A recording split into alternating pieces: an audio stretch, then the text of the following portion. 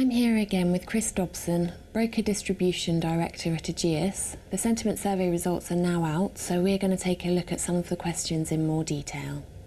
Hi Chris. Hi Sean. Firstly, we talked about broker consolidation in the first video, but we also asked about insurer M&A, which is a similar sort of issue, and it's an issue that is affecting brokers. Do you expect to see an increase in M&A over the next few years?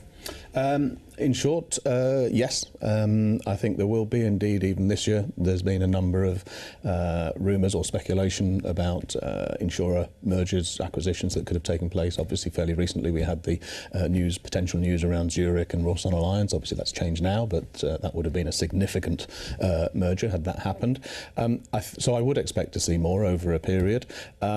I would say that if looking back at some of the examples that have taken place, and indeed 2 or 3 years ago I'd include Ageas and Groupama in this, but also if you look at Kavir and Sterling at the beginning of the year, if you take those two examples, I think they're quite similar. One of the reasons we chose to acquire Groupama was to give us more product range, more choice for brokers, take us into markets we weren't otherwise in, and to be able to do that with an experienced teams of individuals in Groupama.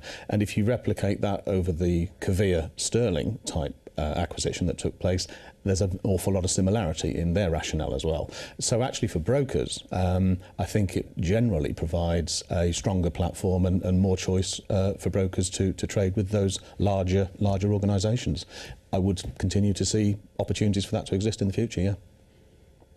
And regulation is another key issue affecting brokers. And in the survey, only 4% felt that FCA boss Martin Wheatley was doing a good job. How do you feel regulation is impacting currently on brokers, and where do you feel it might be headed in 2016?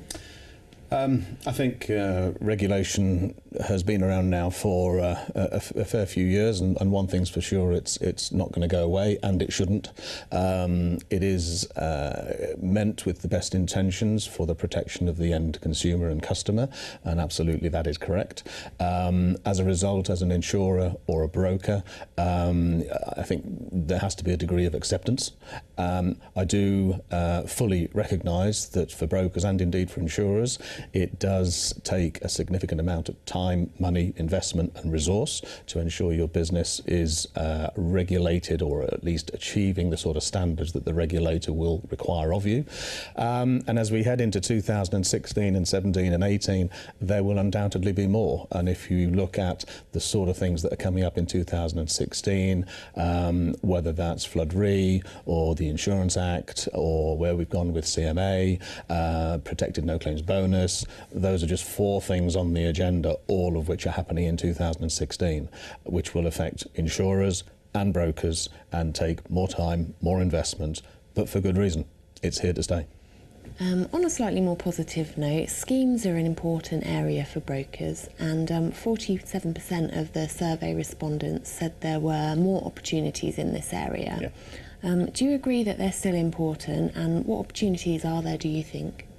Certainly I agree that schemes are important. The main reason being that for a broker, if they can find an appropriate niche area or scheme opportunity, it's something that can be relatively bespoke to them, or perhaps something that is specific to the local business community, which will enable the broker hopefully to identify a product or a proposition or a service that can't easily be replicated and is less about price and more about cover and local touch and understanding a particular trade or occupation. As I've said earlier, there's a lot of pressure on broker margins at the moment, particularly in the high volume, price sensitive areas such as private car and even household, and starting even in micro SME commercial, which is becoming more commoditized. So for those brokers that can identify a scheme, then it does give them that element of not necessarily a USP, but certainly getting close to something a little bit different, where perhaps they can feel a bit more protected and offer a bit more of a bespoke service. I think there's big opportunities for schemes. There's certainly a number of insurers out there that are very keen to talk to brokers about schemes, including ourselves, and I think it's an area that brokers should continue to look at. Brilliant. Thank you very much, Chris. Thanks very much indeed. Take a look at the November edition of Insurance Age to see the sentiment survey results in full detail. you.